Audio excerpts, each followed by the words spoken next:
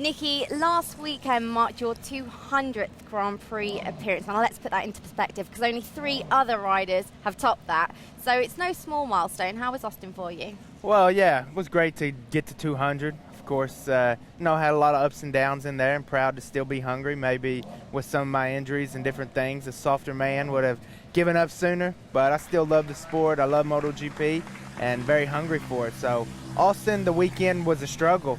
Really was not an easy weekend for me. Got a terrible start in the race and was last into turn 1. So luckily we were able to recover and finally get into the points and have a good battle.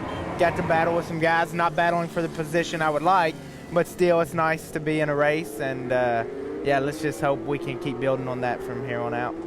The end of that race saw a Honda, Ducati and Yamaha all finish on the podium. Now it's still early days, but perhaps that's a sign of things to come. Are we going to see some really tight battles with both the riders and the manufacturers this year? Yeah, no doubt. I mean, it's still interesting. It's only been 2 races, Qatar and Austin. I would say are both quite special tracks. I mean, Qatar, we race at night, a little bit different, and even Austin has a different, little bit different character. So I think we'll really find out once we get back to Europe. The first 2 races there I think will be very important. But yeah, it's true.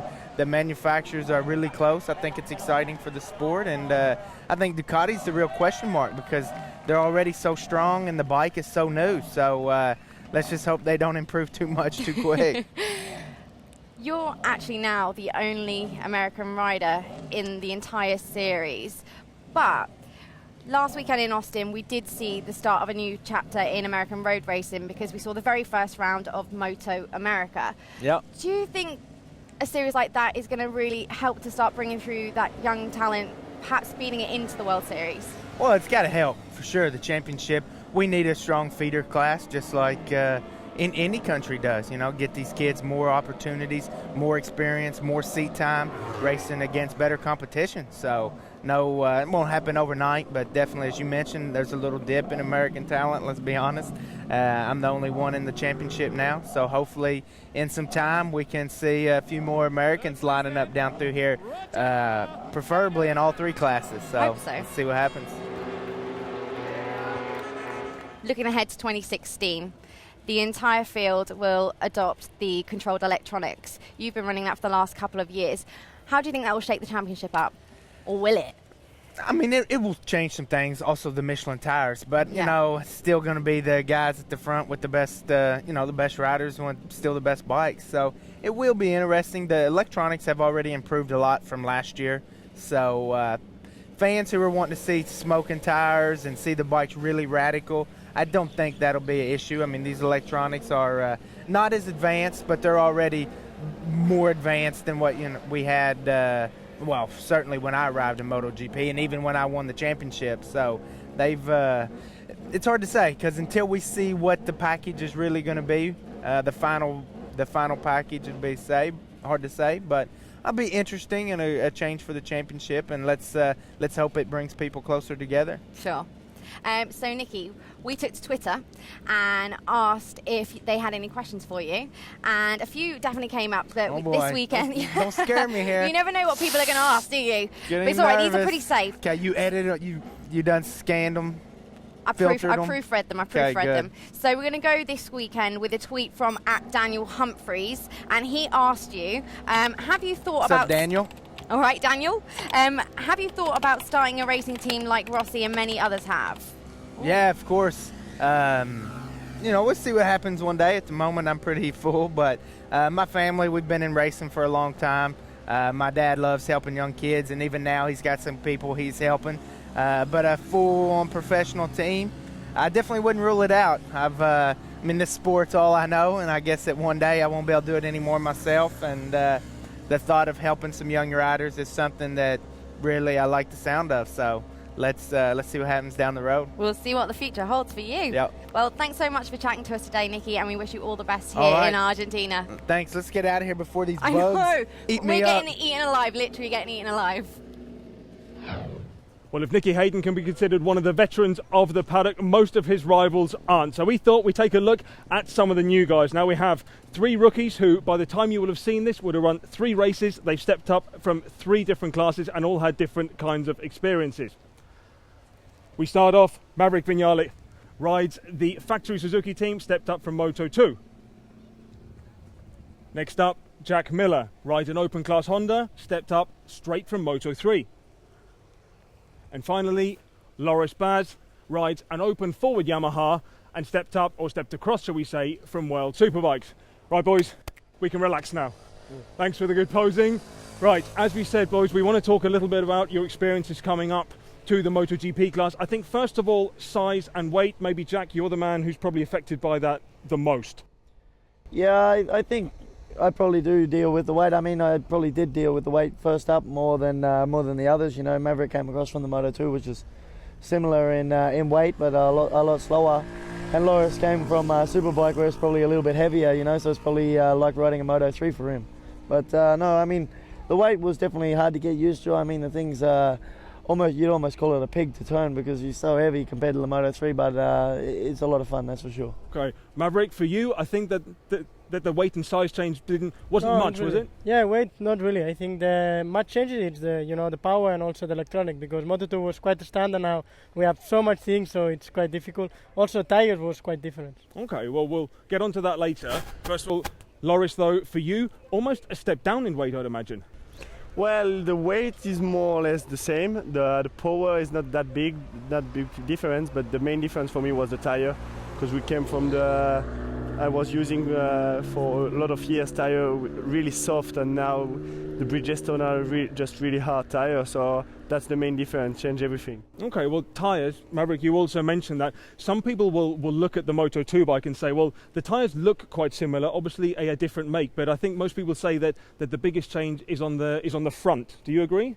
Well, in both tires, I mean, with Moto2 you need like nearly 6-7 laps for make the first lap. In MotoGP you need to make on the first one, you know. If not, grip go quickly down, so for sure it's quite different. Also in the front you have so much grip and you can push a lot, but I mean it's big difference. Okay. Jack, you said one thing once, especially with the carbon brakes, that mixture of carbon brakes and that front tyre, you said unbelievable when you first did it. I mean, it's out as well. I mean, you come into a corner on a Moto3, because that's all I've ever ridden, you know, between that and a 125.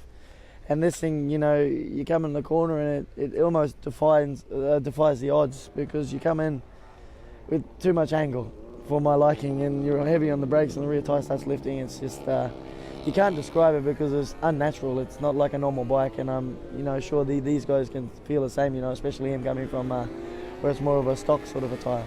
Well, yeah, exactly. Stock kind of tyre. If you had to put it in very simple terms, would you say that the Superbike front and rear tyre just feel an awful lot softer? Yeah, much softer, and yeah, the grip of the front tyre is just incredible, and both tyres make the things great. You go in the corner and you just can lean the bike more and more with the brake, and it's always the grip is even better when you put more pressure on the brake. So that's something, as Jack said, unnatural. Okay, power. Jack, for you, I mean, you've gone from what 60 odd to almost 260. Yeah, it's sort of like going from riding your lawnmower around the yard to driving the car. I mean, it's that much difference, but it's definitely was something hard to get used to at start. I mean, I'm used to pulling wheelies, but after the race, whereas this thing's, you know, pulling fifth gear and it's coming back up, especially, you know, in a track, whereas Texas, you got a couple of elevation changes, it doesn't make it easy, and then the power is definitely unnatural as well. I mean, you come out of a corner, and never time I've ever had wheel spin, and this thing, you know, that's the hardest thing still I haven't got my head around, is trying to get the bike up onto the good part of the tyre to use the power that you've got there. Otherwise, you just waste a lot of it by spinning. Okay, well, spinning, I mean, that's something which we saw a lot, especially for you, Maverick, Moto2, when you come into the corners, you're really backing that rear wheel in. I mean, obviously with the power you've got now, can you still do that? No, impossible to do that. You know, tire have enough grip to brake high and be on the position. You know, with Moto2 was crazy. You know, you go like sideways all the time on the brakes, but now it's quite better. You know, I prefer braking like that. And for sure on the acceleration it's quite different. With Moto2 was difficult, you know, you spin so much, and in Moto you need to be so careful all the time with the banking of the bike, and also in MotoGP it's quite difficult, but I mean have much more grip than in Moto2. Okay, finally I want to talk about the different lines which you need to take. Loris, let's start with you, because your power would have been, let's say, similar, but of course with the tyre and brake combination, do you have to change how you take corners? Do they maybe need to be more flowing here, or do you need to take them as more of a V kind of stop and start? No, it was more like a V in Superbike. You know, the style in Superbike was really stop and go. I had to brake so hard in the entry, stopping the bike and then picking up and open the throttle. Instead here you can just have a lot of corner speed.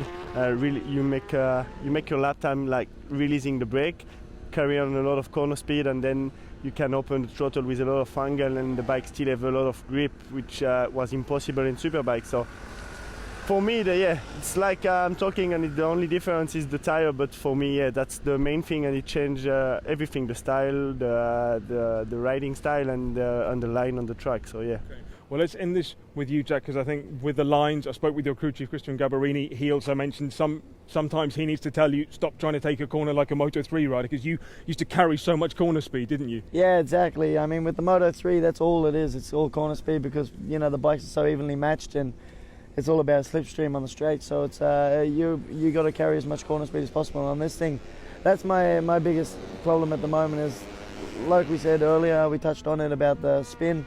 I start, carry a lot of corner speed and try to open with a lot of angle, but it doesn't work because I, just start spinning and lose so much drive on the exit. So that's been the hardest thing, and also with the style as well. With Moto3, coming from Moto3, you're always trying to keep your upper body behind the screen as much as possible to be as streamlined. Whereas this thing, you got to hang off it to even try to start to turn it. So it's been a big learning point for that as well with the style side of things. Okay, well, fantastic. Thank you very much, boys. Some really interesting insights. Now, we are going to move across to the Moto3 and Moto2 highlights from the Argentina race. But I think before we do that, I'd like to get some predictions, boys, for the Moto2 and Moto3.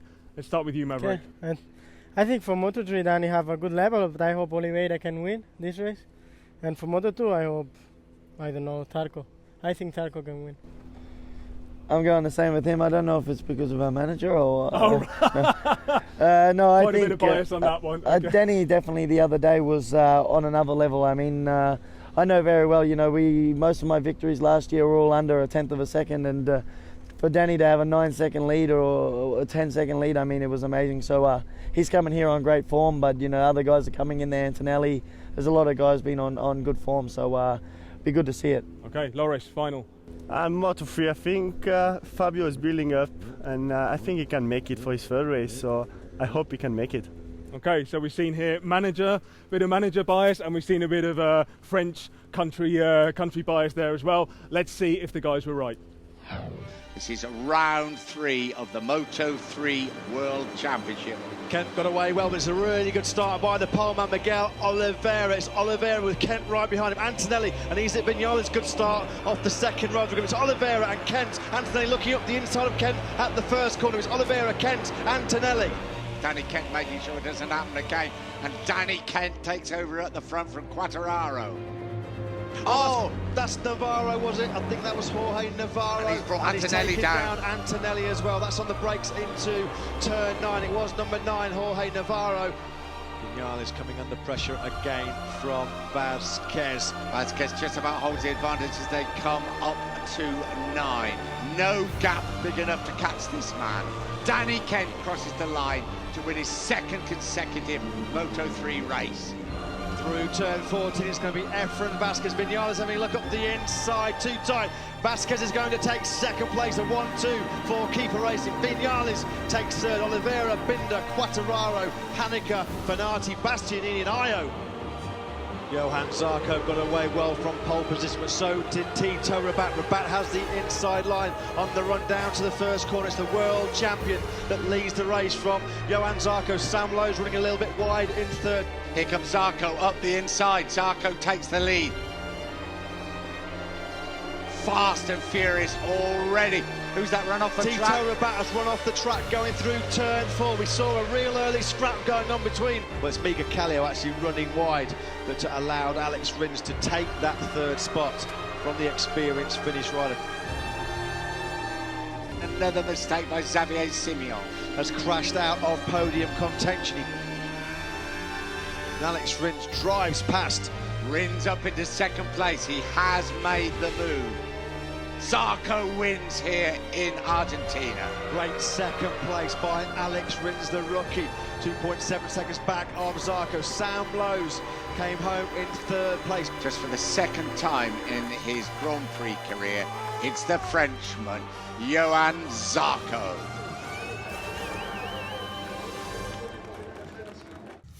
Great shout from Jack and Maverick there. Johann Zarco taking his first victory in the Moto2 class. But nighttime has fallen at the Termas de Rio Honda circuit, and it's time to turn our attention to the main event. Nick Harris, the voice of MotoGP.com, joins me to talk out all of the action from Argentina.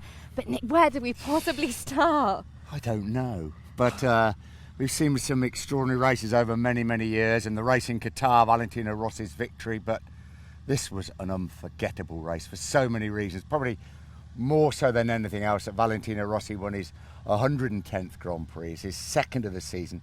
He leads the World Championship, he's 36 years old, and you just don't know where the story's going to end, do you? And one of the great Grand Prix we've seen for a long time today. Absolutely. Before we say too much, let's take a look at the MotoGP highlights. Here we go. We're at Termas de Rio Hondo in Argentina. Round 3 of the MotoGP World Championship. And what a start by Marquez and Espargaro. Bad start by Andrea Ino, and he's back down to about 6th or 7th. Espargaro got away well on the Suzuki. He leads Marc Marquez. Valentino Rossi bumped out a bit at turn 2. The extra horsepower of our Honda just races past. Marquez would try and break them up very early on because of his tyre choice. That's Johnny Hernandez. You can see there, that bike of his, that Ducati, is on fire. Here comes Rossi at turn 7. Rossi into second place in front of Dovizioso.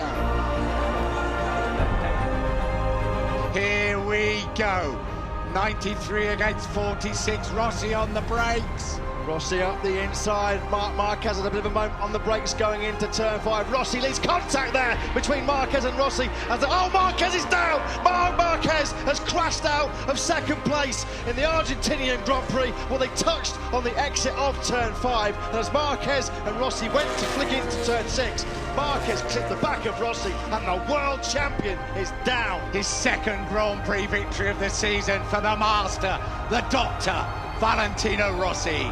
Andrea Dovizioso crosses the line to take yet another second place, and Cal Crutchlow dives up the inside of Andrea Iannone. Extraordinary ride by the 36-year-old Italian, his 110th Grand Prix victory. Nick, I guess it all really started with Marquez's gamble on tyres, which initially looked as though it paid off for him. Yeah, the whole weekend the talk had been of Bridgestone bringing this extra hard compound for the factory riders, and it did appear that all the teams, especially on Saturday after qualifying and it was so hot, would use that option. But Marc Marquez went out with that extra hard option on the sighting lap, got to the grid and decided that he would take the risk of using just the hard option, which meant it would probably be better at the start of the race but may go off a bit towards the end. But as you say, it looked like the gamble had paid off brilliantly. 4.5 second lead in the race. I think we were all sitting down for a bit of an old boring race, to be honest with you. In the commentary box we thought, well, that's it, but slowly you started to see that Valentino Rossi was pulling back the advantage, and that harder option tyre was beginning to pay dividends. And 4 or 5 laps from the end it became pretty obvious that Rossi was going to catch him. I think the important thing was, where was he going to catch him? Could Marquez hang on? And who was going to win the race?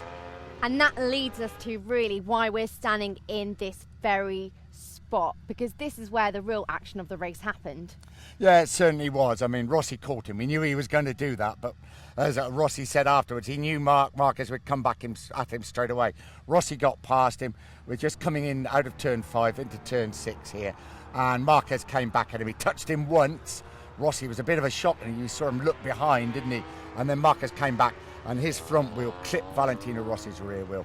Marquez went down. Rossi carried on. Rossi didn't even know that Marquez had crashed until he crossed the line, and he looked up at the big screen and he saw that it was Dovizioso in second place. It was only then he actually realised that Marquez had gone down. And you were in the press conference, Nick. What did Valentino have to say on the incident?